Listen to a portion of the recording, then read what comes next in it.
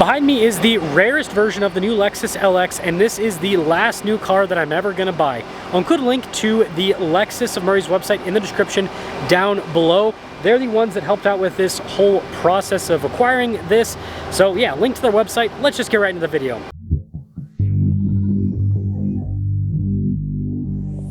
Now, I will have a full tour of the features in another video, but I'll give you guys a quick overview in this video. Now, this is the new 700H. So this is powered by Toyota's hybrid twin turbo V6. It puts out 457 horsepower and then 583 pound-feet of torque. The reason I picked out the 700H is because this is supposed to be the most durable, reliable version of this new turbo V6. The same turbo V6 that has been problematic in the LX600 and in the Toyota Tundra. I'm gonna put a ton of miles on this LX to find out if this powertrain is actually reliable. When I say ton of miles, 30,000 plus miles per year. Now, if my long-term test hasn't convinced you to subscribe, I am trying to hit 500,000 before the end of the year. I'd appreciate it if you'd help me out with that. Now, I didn't just pick a regular 700H. I did the Overtrail because this has all of the off-road equipment, including these all-terrain tires. It also has diff locks for the front and the rear, and of course, the center. And yes, it has multi-terrain select, crawl control, and a 2-speed transfer case. This is the Land Cruiser 300 series. It just has a Lexus badge. We don't get a Toyota version in the US market. So if you want a 300 series Land Cruiser, this is it. Also, it's already got a leak. Just kidding, that's the AC. It happens sometimes. Anywho, some things that make this Overtrail rare. First off, Nori Green is really hard to come by on the new Overtrail. And I will say, it looks absolutely stunning, even with the smaller tires. And yes, we'll have bigger tires on this very soon. The next thing that makes this rare is the fact that it doesn't have a third row. Almost every single Overtrail delivered to a Lexus dealer has a third row. So you pair the Nori Green with the lack of a third row, and you're probably not gonna see another one of these. Like I said, I'm going to have a more detailed review on this in the near future. I actually want to get the new tires put on it first before I do that review, because I've already reviewed a stock 700H. I want to give you guys a review on one with bigger tires that you can fit on the stock suspension, so just stay tuned for that. In terms of the timeline, I don't know yet. But anyways, let's take this out for a short drive, and I'm going to explain all the reasons as to why I went with the 700H. This is an extremely expensive vehicle, the most expensive vehicle I've ever purchased in my entire life. And I'm kind of making a gamble with this, but I do think that it's going to pay off long term. So let's get into it. This week's giveaway features a limited edition 850 horsepower Mustang Dark Horse, as well as a custom 455 horsepower Bronco Raptor, and $45,000 to cover the taxes on the vehicles if you win. Use code BHC or click the link in the video description or the pinned comment. This will give you 4x entries on any donation, $25 or more. Not only that, these donations go to help both children's and veterans charities. So click the link below. Best of luck, and hope to see you in a Bronco Raptor and Mustang Dark Horse soon. Curve with a vehicle as fancy is gonna be so weird for me. First off, it has soft closed doors. I don't think I pulled that close enough. Yeah. I'll be honest, I'm probably never going to use the feature. Like, I'm just going to close the doors like normal because I'm a, I don't know, normal person, I suppose. So I want to get this out of the way. A lot of people probably think that I'm getting this because I just want a fancy electric car. That is not the case. If I didn't do YouTube, you guys probably saw that little, here, not so little, but this bright orange 4Runner TRD Pro. If I didn't do YouTube, I would be rocking a 5th gen TRD Pro 4Runner, and that's it. I wouldn't have any other vehicles.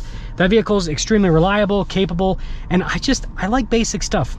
The only reason that I am purchasing this is because I think that long-term, the content on this car will pay off, because this is the pinnacle of Toyota engineering and build quality, right? Like, again, I'll show you in the full review when I do the walk around. Even the valve stem caps on this are overbuilt, right? Most valve stem caps are like a little piece of plastic. On this, it's literal like a piece of metal, so that it's more durable and will last longer.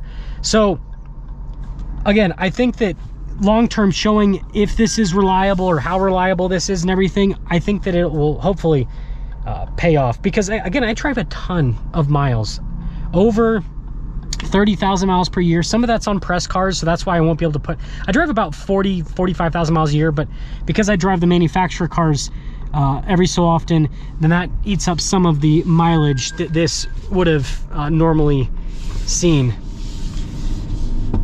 But I will say, I won't mind driving this at all, because first off, this version of the new hybrid V6, although it doesn't sound as good as what's in the Tundra and the Sequoia, because they do some piped in audio with the speakers, which make it sound a little bit cooler. It's fake though, so it's like whatever. The performance of this is the best. Like, it feels the torquiest. It also it's just the smoothest overall. And the suspension with this is incredibly comfortable. You guys know I just recently purchased the Wrangler for a long-term test to do some stuff with Jeep again. And I've got really fancy suspension on that makes the ride quality and that's just fantastic. And this is really good. Now, it doesn't have the same, like, the Jeep has remote reservoir shocks. So, like, when you go over a bump, it does the Raptor thing where it kind of floats through. This doesn't do that. This is kind of more of like traditional kind of, you go over a bump and it stays in its place, SUV type driving experience. But you've got double pane windows in the front and the rear, so it's incredibly insulated. And you pair that with the hydraulic suspension, meaning you always have full suspension travel. And this is an incredibly comfortable car to drive, both on-road and off-road. This, to date, is still the most comfortable car I've ever driven off-road, because you can get a massage while you're off-roading, and you pair that with suspension that soaks up everything, and it's incredible. And, you know, before I ended up putting in the order for this, I spent a lot of time looking at the different Toyota models and weighing out the pros and cons, because, you know, I did have a 250 Land Cruiser, and so I thought, okay, what about putting the mileage on that and testing it out? I also considered, you know, getting a new 4Runner. I looked into the GX. I looked into Tundra, Sequoia. I looked into literally every single one of Toyota's new trucks, and I kept coming back to the conclusion that this would be the best one, not because it's going to sell. This is going to sell in the lowest volume amounts. Like, you'll probably, like, Lexus is probably selling like 10 to 15, maybe even 20 GXs for every one of these LXs. So it's not the sales, and look at this. It's got some power. And we're just in normal mode. It's more so about what this actually represents for Toyota. You have everything being overbuilt. You have a powertrain with redundancies built in. If the hybrid battery fails, this can still drive. It switches between using the hybrid battery and the alternator to start up the engine. So if, again, for some reason the hybrid battery goes, yep, I'm done, it'll just use the alternator to start up, and so you still be able to drive. If the hydraulic suspension fails in this car, then it has traditional springs and shocks and everything that it can just sit on, and it can still drive. So with all those redundancies, if something ends up, if there's like a major failure on this, then I feel like, how is the new Tundra or the new GX or the new 4Runner, any of those other cars, how are they going to be reliable? If they can't, this is, again, the pinnacle of engineering from Toyota / Lexus, and the pinnacle of factory build quality and all of that, and factory production. This is built in Japan. So if they can't get this right, how are they going to get the Tundra or the Tacoma that's built in America and Mexico right? You know what I mean? So it's expensive. You know, literally the sticker price on this is like almost $120,000. It makes me sick to think about. But I do think that this will be very valuable, because once I get it'll take me probably about 2.5 to 3 years to get 100,000 miles on this. But once I get it to 100,000 miles, then all of us will know, like, okay, these new Toyotas, this is how they kind of hold up after that. This is how the engines, you know, did I have to replace an engine? Did I have to replace the transmission? Did anything break, right?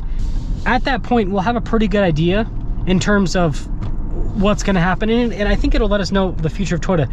And this is not, and the thing to note, even though this is the first year for the LX700H, this V6 has now been out for over 3 years, and the same thing with the hybrid, right? So this has given Toyota more than enough time to work out the kinks. So if they don't have it figured out now, how are they going to get it figured out in the next, you know, by the time we're going to be in the next generation probably. So yeah, long talk. Let me know what you guys think. I won't be taking delivery of this today. Long story short, I'm doing an in-and-out trade, and the person that's buying the Sequoia, which by the way, I have like 50 people that want to buy that car. I understand it's a rare car, rare color. They won't be able to do the deal until a little bit later, so I'm gonna have to wait a little bit before I can come and sign the paperwork and pay for the LX. And so this video will post this weekend, and then I probably won't have another video. Can you stay in your lane? Ridiculous. Absolutely ridiculous. Anyways, I won't have videos on this for probably, it could be as much as like a month, because I'm also getting PPF put on it. You know, I'm gonna be putting a ton of miles on this, so I'm gonna want to protect it. PPF and the new tires and everything, and so that's gonna take at least a week. And so I just don't know, it might be, you know, a week, it might be 2 weeks, it might be 3 weeks until I actually fully take delivery. So yeah, just be patient with that, but let me know what you guys think.